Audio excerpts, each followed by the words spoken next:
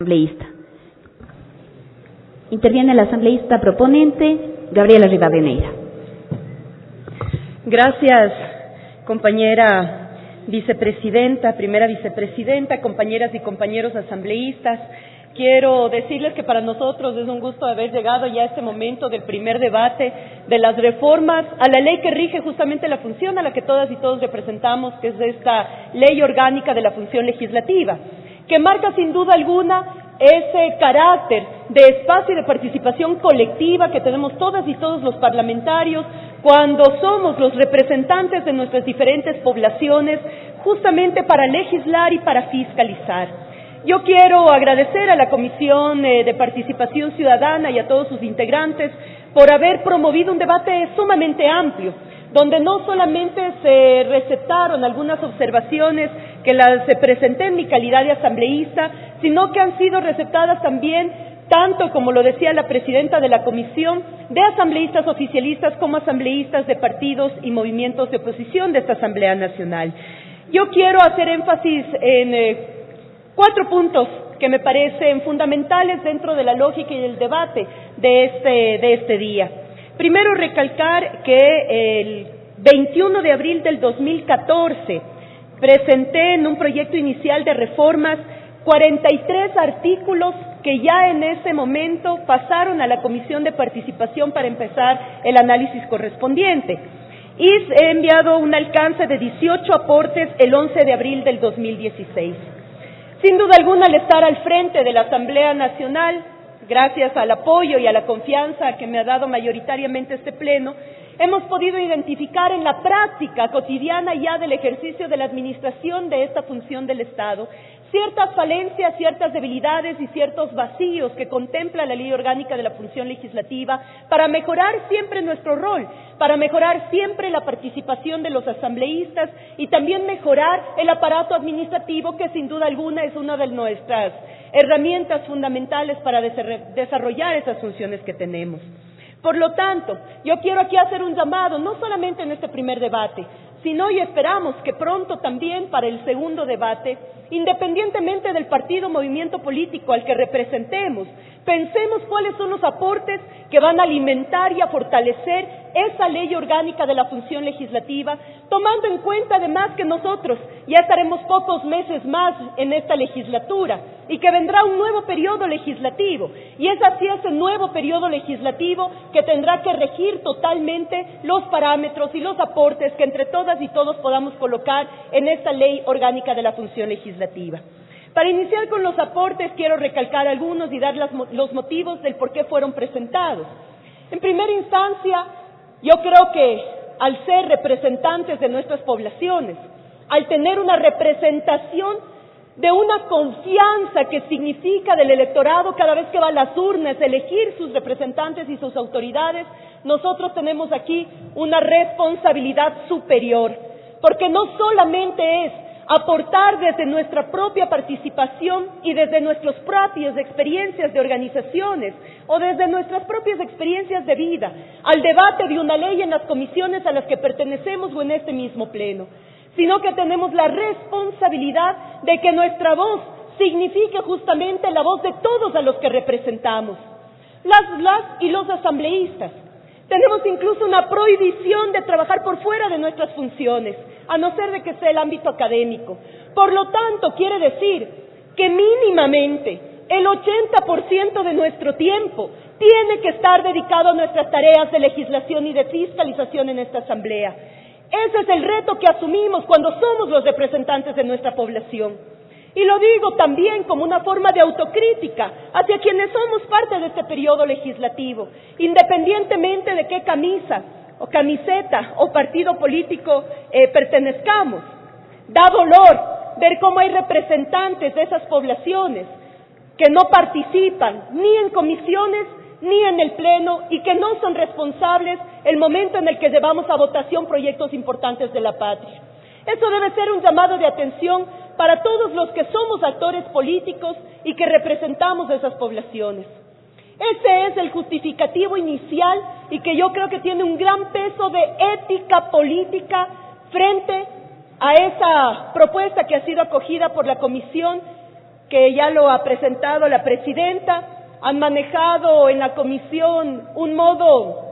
progresivo de sanciones hasta llegar al 40% de faltas acumuladas para que signifiquen causal de destitución y pérdida del curul. Muchos han dicho que esta medida es una medida y que podría interpretarse como una medida inconstitucional. Yo me ratifico en este día y en este debate que es una medida totalmente constitucional y es una medida amparada totalmente en los márgenes de la ética política, el profesionalismo y la entrega de nuestro trabajo desde la Asamblea Nacional. Por lo tanto, sí insisto en que vuelva a debatirse si es que es acogido justamente este método progresivo presentado por la Comisión. Nos parece que son medidas también que pueden mejorar la participación de los asambleístas, pero llegar justamente a que se consolide ese 40% de faltas injustificadas al mes para la pérdida de un curul. Si hay un asambleísta que no tiene interés en participar, tendrá sus razones, pero ese curul tendrá que estar con el asambleísta alterno, que también es representante de esa población, o en su defecto será la asamblea que determine cuál es el asambleísta que le corresponde según el cumplimiento también del Código de la Democracia. Quiero hacer mención a algo que de una u otra manera sacudió a este Parlamento, en un acto muy doloroso además para una función como la función legislativa, y fue el presenciar la detención de una parlamentaria. Esperamos, y lo digo de manera muy sincera, esperamos que nunca más la historia de nuestro país pueda evidenciar que desde la función legislativa pueda darse este tipo de actuaciones, principalmente cuando una asambleísta fue privada de su libertad como medida cautelar frente a un proceso judicial. Ahí identificamos otro vacío de la ley. Yo lo he mencionado y lo he dicho con mucha transparencia. Ojalá hubiéramos tenido una ley que consagre estos casos extraordinarios que se presentan en la vida política del país para que realmente hubiéramos podido tener una solución de manera inmediata. Sin embargo, es parte justamente de las acciones que hemos tomado tanto desde el Consejo de Administración Legislativa como de los informes que gracias a esa accionar del CAL se tomaron tanto con Procuraduría como con Contraloría para tener ya un informe que pueda ayudar también a vislumbrar cuáles son esas acciones que deberíamos tomar como legislación.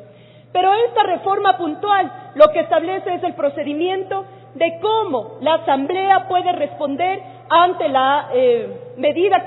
cautelar de privación de libertad de un parlamentario en funciones para que de manera inmediata, mientras dure esa medida cautelar, ese curul sea ocupado de manera permanente por el asambleísta alterno o el asambleísta que le corresponde ocupar ese curul para no desmejorar justamente la función tanto de comisiones como del Pleno mismo. Insisto, esperemos que nunca más tengamos que volver a pasar un evento como el que aconteció justamente el 24 de mayo del 2015, pero tenemos, si es que ha pasado, entonces tenemos la obligación de dejar cercado también y vinculado a la Ley Orgánica de la Función Legislativa. Uno de los ámbitos a los que le ha apostado fuertemente esta legislatura y que hemos dado principal énfasis durante este periodo legislativo es justamente la Asamblea de Puertas Abiertas. Y una Asamblea de Puertas Abiertas no es solamente un membrete o un cliché. Una Asamblea de Puertas Abiertas significa que todos los asambleístas, 137 asambleístas, al tener la responsabilidad y la representación de sus poblaciones, pueda revertir esa correlación y esa confianza con su participación de manera permanente en el territorio. A eso se han sumado algunas de las herramientas, tanto constitucionales como de ley que tenemos. Las audiencias públicas, sesiones de comisiones en territorio, que acercan la legislación a la población, que la población pueda participar, no solamente en una socialización de una ley que ya fue emitida, sino en la construcción de una ley que está trabajándose desde la Asamblea. Y ahí tenemos una herramienta fundamental que es la consulta prelegislativa. La consulta prelegislativa, aún cuando no es vinculante los resultados de la consulta, yo creo que el ejercicio de la política que hemos realizado durante estos 3 últimos años nos da toda la razón cuando decimos que la consulta prelegislativa es una herramienta totalmente eficiente y real para recoger los aportes desde las organizaciones sociales cuando tiene que ver una ley en la posible vulneración o afectación de derechos colectivos, sean esas organizaciones que pongan también su huella dentro de las normativas. Eso está establecido en base a un reglamento, pero por la importancia y porque ha llegado a ser vinculante para los informes que presentan las comisiones para el debate de este pleno, sí consideramos importantísimo que la Ley Orgánica de la Función Legislativa contemple la consulta prelegislativa como un procedimiento válido de construcción de una colegislación responsable y al servicio siempre de la población a la que representamos. Quiero terminar con los aportes en cuanto al ámbito de fiscalización, que ha sido uno de los temas, creo que de mayor discusión, no solamente interno, sino también a nivel de la opinión pública. Para nosotros la fiscalización significa no solamente un acto individual, del que además tenemos una competencia directa, sino también significa esa competencia colectiva de fiscalización de la función legislativa frente al Estado. La facultad que tenemos entonces para fiscalizar también tiene que ser concebida como una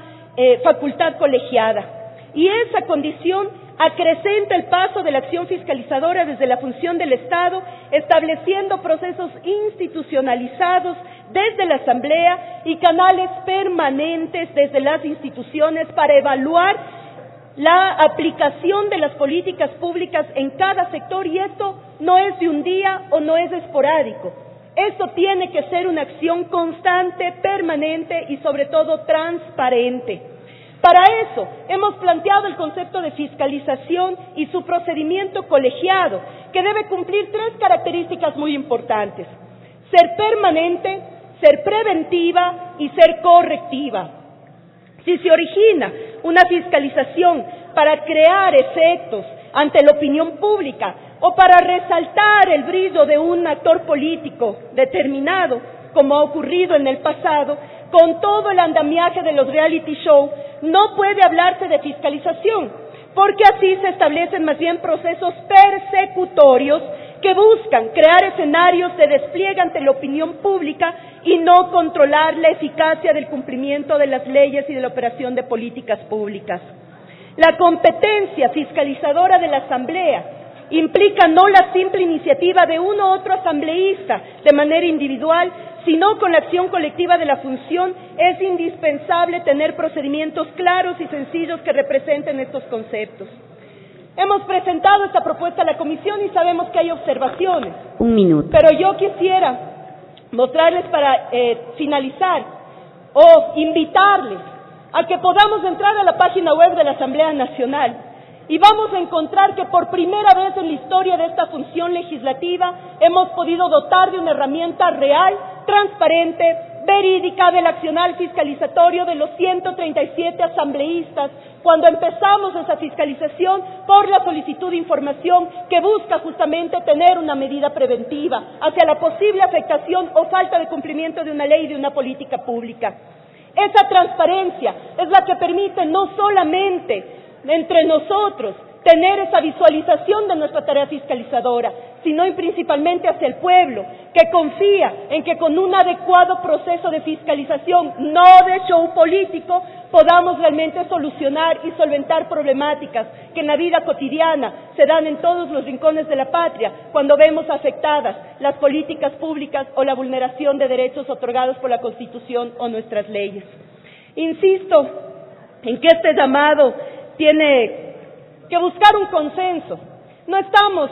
defendiendo únicamente posturas políticas, aquí más son también aportes técnicos y aportes de procedimientos que puedan mejorar la ley que rige a la función legislativa, y espero que esa madurez política de todos quienes representamos esta Asamblea también permita tener una ley orgánica de la función legislativa totalmente eficiente, real y que faculte el trabajo adecuado de todas y todos los parlamentarios. Gracias, señora presidenta.